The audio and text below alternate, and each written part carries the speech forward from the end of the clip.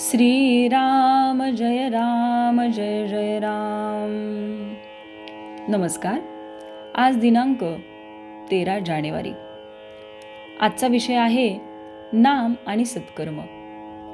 नाम हा सत्कर्माचा पाया आहे, तसाच कळसही आहे। भगवंताच्या स्मरणात केलेले कर्मच सत्कर्म या सदरात पडू शकते। भगवंताच्या विस्मरणात केलेले कर्म सत्कर्म ठरू शकत नाही।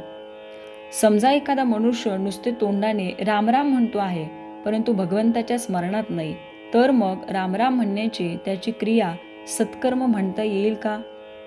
वास्तविक नाम हे स्वतः सिद्ध असल्याने ते जाणता वा अजाणता म्हटले तरी ते सत्कर्म याच सदरात पडते। कारण जेथे माझे नाम तेथे मी पुरुषोत्तम, असे भगवंताचेच वचन आहे। म्हणून नामाचा उच्चार आणि भगवंत या दोन गोष्टी निराळ्या असूच शकत नाही। मुखाने नाम म्हणणाऱ्याचे लक्ष भगवंताकडे असो वा नसो, ते सत्कृत्य याच सदरात पडते। इतर कर्मे आणि नाम घेण्याचे कर्म यात जो मोठा फरक आहे तो हाच की इतर कर्मांना पूर्णत्व किंवा सत्यत्व नामाने येते, तर उलटपक्षी नाम आणि अपूर्णत्व या गोष्टी एकत्र संभवतच नाहीत। म्हणून नाम भगवंताच्या स्मरणात घेतले किंवा कसे हा प्रश्नच उद्भवत नाही। किंबहुना नाम मुखी आले की सत्कर्मे होऊच लागतात। मूल झाले की मुलाच्या आईला पाना फुटणे, मुलाचे लाड करणे, त्याच्यावर सर्वतोपरीने प्रेम करणे या गोष्टी जशा न शिकवता सहज होतात, तशीच स्थिती नाम घेणाऱ्याची सत्कर्माच्या बाबतीत होते।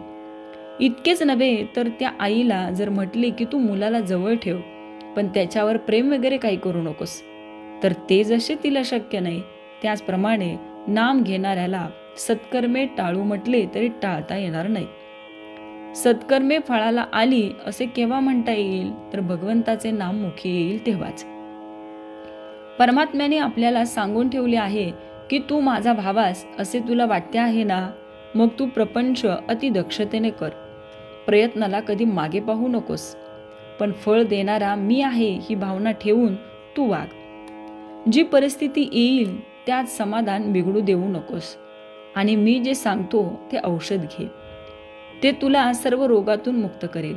आणि ते औषध जर कोणते असेल तर ते माझे नाम हे होय। त्या नामाचा खरोखर तुम्ही अभ्यास करा। तुम्ही सर्वांनी असा निश्चय करा की नामाशिवाय जगणे हे खरे नाही। नामाशिवाय जगू नये असे मला खरोखर मनापासून वाटते। नामावरची निष्ठा कसे काम करते हे निष्ठेने नाम घेणाऱ्यालाच कळेल। नामाचे प्रेम ज्याला लागले त्याच्या मागे परमात्मा उभा राहिला हे अगदी सत्य सत्य त्रिवाचा सत्य सांगतो। म्हणून आवडीने आणि प्रेमाने भगवंताचे नाम घ्या। एकदा तरी त्याला कळकळीने रामा अशी हाक मारा की भगवंताला तुम्हाला येऊन भेटावेसे वाटले पाहिजे। तात्पर्य: सत्कर्माचा शेवट भगवंताच्या नामाचे प्रेम उत्पन्न होण्यातच होणे जरूर आहे। श्रीराम जय जय राम।